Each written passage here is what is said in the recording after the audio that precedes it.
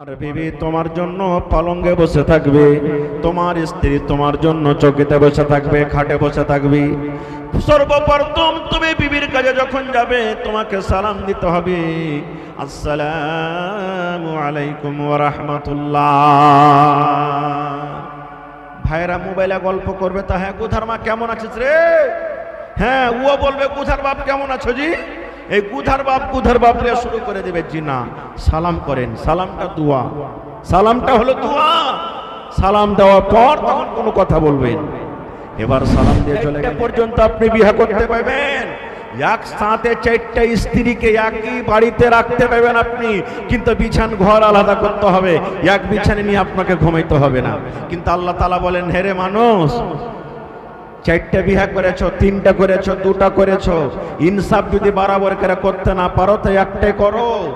না হইলে দেখছি বেশিরভাগ যারা দুটা তিনটা বিয়ে করেছে ভাই, ওই ছোটটাকে লিয়ে খালি ঢলাঢলি, আর ওই বড়টা তখন হয়ে গেল ভাঙড়ি মাল, ও কার কোনো দরকার নাই। হট, তোর দরকার নাই। যে আপনার জীবন উদ্ধার করলে, বাড়িকে বসালে, আপনার বাড়িটা সোনার মতন করেছেন, ওই স্ত্রী কার জীবনেও দেখবে না গো, এটা ভুল। আল্লাহ বলছেন যদি ইনসাফ করতে পারো তাহলে দুটা তিনটে বিয়ে করো, না পারো তো একটাই যথেষ্ট তোমার, একটা থেকে বেশি করিও না গো ভাই আমার। তো আমি বলছিলাম মানুষের প্রথম রাতটা খুব কিন্তু দামি রাত হয়। এবারে আমরা কি করি, বাসর ঘর না বাসর ঘর, জি না, এই তো আমরা যে ভুল করে দিলাম এই জায়গাতে। আল্লাহ রাসূল বলেছেন আপনাকে সর্বপ্রথম বিবির পাঞ্জরে বসতে হবে। বিবির পাঞ্জরে আপনি বসে গেলেন, নবীর হাদিস বন্ধুরে আমার কথা নয়, আল্লাহ রাসূল বলেছেন তোমার বিবির পাঞ্জরে তুমি বসে যাও। প্রথম তোমাদের রাত, প্রথম বাসর ঘর হবে, বিবির পাঞ্জরে তুমি বসে যাও। আর বসার পর এই কপালের ওপরে তোমার বিবির দুইটা তিনটা চুলগুলাকে তুমি ধরে নাও, তিনটা চারটা চুলগুলাকে তুমি ধরে নাও। আর চুলটাকে ধরার পর এখানে একটা দোয়া পড়িতে হবে, আল্লাহুম্মা ইন্নী আসআলুকা খাইরাহা ওয়া খাইরা মা জাবালতা আলাইহি ওয়া আউযু বিকা মিন শাররিহা ওয়া শাররি মা জাবালতা আলাইহি। এই দোয়াটা পড়িতে হবে কি, আল্লাহুম্মা ইন্নী আসআলুকা খাইরাহা ওয়া খাইরা মা জাবালতা আলাইহি ওয়া আউযু বিকা মিন শাররিহা ওয়া শাররি মা জাবালতা আলাইহি। এই দোয়াটা পড়ে চুলকোটাকে ছেড়ে দেন, তারপরে স্বামী স্ত্রীতে মিলন করবেন রে বন্ধু। এই জায়গা তো আপনাকে দোয়া পড়িতে হবে। আল্লাহ নবী বলেছেন উম্মত শুধু বাসর রাতে নয় রে, বাসর রাতে নয়, যতবার জীবনে তোমার স্ত্রীর সাথে তুমি মিলন করবে, যতবার তোমার সাথে বিবির সাথে তুমি মিলন করবে, অতবার করে তোমাকে দোয়া পড়িতে হবে। বলবেন মাওলানা কি দোয়াটা? সত্য কথা বলছি, লজ্জা করলে শিখতে পারবেন না। দয়ার নবী বলেছেন বিসমিল্লাহি আল্লাহুম্মা জান্নিবিনা শাইতান ওয়া জান্নিবিশ শাইতানা মা রাযাকতানা। বিসমিল্লাহি আল্লাহুম্মা জান্নিবিনা শাইতান ওয়া জান্নিবিশ শাইতানা মা রাযাকতানা। এই দোয়াটা পড়ার পর তখন স্বামী স্ত্রীতে মিলন করবেন। এবার বলবেন মাওলানা জি দোয়াটা তো জানি না যে মাওলানা। এরে মুসলমান, দোয়া যদি আপনি না জানেন কত আপনার ক্ষতি হয়ে গেল। শুনেন, এটা আমার কথা নয়, এই নবী বলেছেন ওয়ালে জামালে হা, মানুষেরা সৌন্দর্য দেখে না, হ্যাঁ টাকাও লিব, বাড়িও লিব, গাড়িও লিব, আর যে বেটি ছেলেটাকে বাড়িতে নিয়ে আসবে একবারে সুন্দর হওয়া চাই, লাখটা একবারে ছুঁচলা টাওয়ারের মতন হওয়া চাই, হ্যাঁ একবার হ্যান্ডসাম হওয়া চাই, সুন্দর একবার হিরোইনের মতন হওয়া চাই। তিনটা হয়ে গেল। 4 নম্বরে নবী বলেছেন মানুষেরা দেখি ওয়ালে দিন হাত, দিনদারি তার মধ্যে আছে কিনা, নামাজ পড়িতে জানে কি জানে না, রোজা রাখে কি রাখে না, কোরআন তেলাওয়াত করে কি করে না, দিনদারি তার মধ্যে আছে কিনা।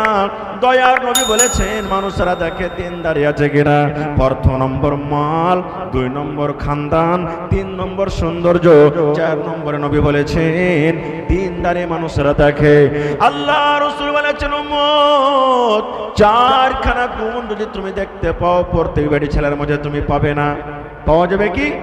কোনো বেটি ছেলে দেখতে গরিব কিন্তু হয়তো দেখতে গরিব কিন্তু তার কাছে মাল নাই, কিংবা কোনো বেটি ছেলে দেখতে খুব সুন্দর কিন্তু পড়ালেখা করেনি। কত বেটি ছেলে আছে ধনী ঘরের মেয়ে, মাল আছে, সৌন্দর্য আছে কিন্তু পড়ালেখা করেনি। চারটার মধ্যে কোনো একটা কম আছে। আল্লাহ রাসূল বলেছেন উম্মত রে, চারখানার মধ্যে আগেকার যদি তিনখানায় না থাকে, ওর বাপের কাছে মাল না আছে তো চলবে, 2 নম্বর খানদান বড় না আছে তো চলবে, 3 নম্বরে দেখতে সুন্দর নয় চলবে, নাক বড় আছে চলবে, দাঁত বড় আছে চলবে, ঠোঁট মোটা আছে চলবে, দেখতে কালো আছে চলবে। আল্লাহ রাসূল বলেছেন উম্মত 4 নম্বর গুণ আছে তার কাছে 3 দাড়ি আছে। ওই 3 দাড়ি মেয়েকে তুমি বাড়িতে নিয়ে এসো, ওই 3 দাড়ি মেয়েকে তুমি বাড়িতে বউ করে তুমি নিয়ে এসো, 3 দাড়ি তুমি স্ত্রী বাড়িতে নিয়ে এসো। কারণ ওই 3 দাড়ি বাড়িতে আসতে গেলে তোমার বাড়িটা জান্নাতের মতন হয়ে যাবে, হবে না?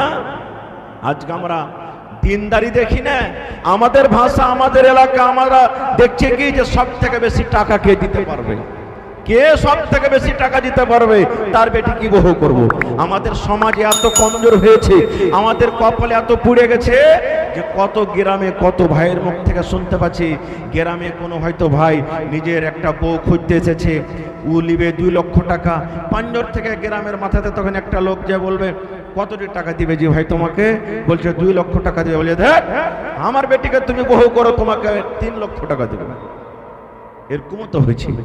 এরকম স্ত্রী যদি বাড়িতে নিয়ে আসে ভাই, বলেন তো বাড়িটা জান্নাতের মতন হবে?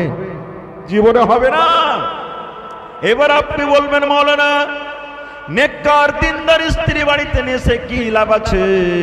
আমার কথা নয়, সেটা আল্লাহ রাসূল 1400 বছর আগে এলান করে দিয়েছেন। আদ-দুনিয়া কুল্লুহা মাতা ওয়া খায়রু মাতা'id দুনিয়া আল মারআতুস সালিহা। আল্লাহ রাসূল বলেছেন উম্মত রে, হে আমার উম্মতরা তোমরা শুনে নাও, দুনিয়ার মধ্যে যত মাতা আছে, যত দামি দামি জিনিস আছে, সোনা হলো দামি জিনিস, চাঁদি হলো দামি জিনিস, জমি জায়গা হলো দামি জিনিস, বাড়ি ঘর দামি জিনিস, মোবাইল দামি জিনিস। আল্লাহ রাসূল বলেছেন সমস্ত দামি জিনিসকে তুমি যদি এক সাইডে রেখে দাও, তো সমস্ত দামি জিনিসের থেকে আল্লাহ রাব্বুল আমিন নেককার দিনদার নারীকে আল্লাহ রাব্বুল আমিন দামি জিনিস বলে দিয়েছে। 5টা ছেলের বাবা হয়ে গেল, কে 5টা ছেলের বাবা হয়ে গেল, কার 30 বছর বিয়ে হয়ে গেল, কার 5 বছর হয়ে গেল, 2 বছর হয়ে গেল, জীবনে কোনোদিন দোয়াটা পড়েনি, বিনা দোয়াতে বিবির সাথে মিলন করে নিয়েছেন। কত বড় আপনার ক্ষতি হয়েছে জীবনে জানেন? আল্লাহর নবী বলেছেন উম্মত যদি তুমি বিনা দোয়াতে বিবির কাছে তুমি চলে যাও, বিনা দোয়াতে যদি বিবির সাথে তুমি সহবাস করো, দোয়াটা যদি না পড়ো রে, যতবার তুমি বিনা দোয়াতে বিবির সাথে সাথে মিলন করেছো, অতবার তোমার সাথে সাথে তোমার বিবির কাছে শয়তান চলে গিয়েছে। কত বড় ক্ষতি! কেমন করে ছেলে নেককার হবে? দোয়াটা পড়বেন শয়তান দূরে থাকবে, দোয়া পড়লেন না শয়তান চলে গেল। আর শয়তান যার দিলে অন্তরে রাজ করবে, সেই ছেলেরা যখন হবে দুনিয়াতে তখন নেককার হবে, জীবনে হবে না। আর একটু আগে চলে এবার বন্ধুরে, ছেলেটা মাস গেল, 2 মাস গেল, 3 মাস গেল, 5 মাস গেল, 7 মাস গেল, এবার বাচ্চা দুনিয়াতে জন্ম নিল। যেমনই বাচ্চা দুনিয়াতে এলো, সুবহানাল্লাহ, নবী বলেছেন তুমি আকিকা করো রে, ছেলে ফেলার তরফ থেকে আকিকা করো। বেটা হলে 2টা তুমি জানোয়ার তোমাকে জবাই করতে হবে, হয় 2টাই খাসি দিয়া দাও তাও চলবে, 2টাই বকরি দিয়া দাও তাও চলবে, একটা খাসি একটা বকরি দিয়া দাও তাও চলবে। বেটা ছেলে হলে 2টা জবাই করতে হবে, আর বেটি ছেলে হলে আপনাকে একটা জবাই করতে হবে। 7 দিনকার দিন আকিকা করতে হবে, আর 7 দিনকার দিন আকিকা করে সুন্দর একটা নাম রাখতে হবে। নামটা আগও রাখতে পারেন, আকিকা দেওয়ার আগও রাখতে পারেন, আকিকার দিনও রাখতে পারেন, আর আকিকা দিয়ে পরও রাখতে পারেন। নামটা নাম রেখে দিয়েছেন, আকিকা হইল, নাম ভুল হয়ে গেছে, নামটাকে আপনি পাল্টাইতে পারেন, কোনো অসুবিধা নেই, কিন্তু একটা ভালো নাম রাখতে হবে। আমরা কি নাম রাখবো? ওই যে মোবাইলে দেখি একটা নাম ভল্টু, বেটার নাম ভল্টু রেখে দিলাম। কাহারির নাম দেখবো পিঙ্কি, বেটির নাম পিঙ্কি রেখে দিলাম। কাহারির নাম দেখবো রিঙ্কু, বেটার নাম রিঙ্কু রেখে দিলাম। কাহারির নাম শুনবো ছাটনি, কার নাম শুনবো কুড়ানি, কার নাম শুনবো হাগানি, কার নাম মুতানি। এই যে দুনিয়ার সমস্ত এই ভেজালি নাম রেখে দিবি না রে বন্ধু না। নবী বলেছেন তুমি তোমার ছেলে মেয়েদের ভালো নাম রাখুরি, ভালো নাম রাখো। যেই নাম তুমি দুনিয়াতে রাখবে আল্লাহ রাব্বুল আমিন কিয়ামতের দিন তোমার ওই নাম এবং তার বাবার নাম ধরে আল্লাহ রাব্বুল আমিন ডাকবে। আসসালামু আলাইকুম ভাইজান, আপনাকে বলছি ডেলি ডেলি ভালো ভালো জালসা শোনার জন্য এই বোতামটাতে টিপে একটা লাইক করুন, আর ডেলি সব থেকে আগে শোনার জন্য এই বোতামটাতে টিপে সাবস্ক্রাইব করুন, আর এই বেল আইকনটাকে দাইবে অন করুন।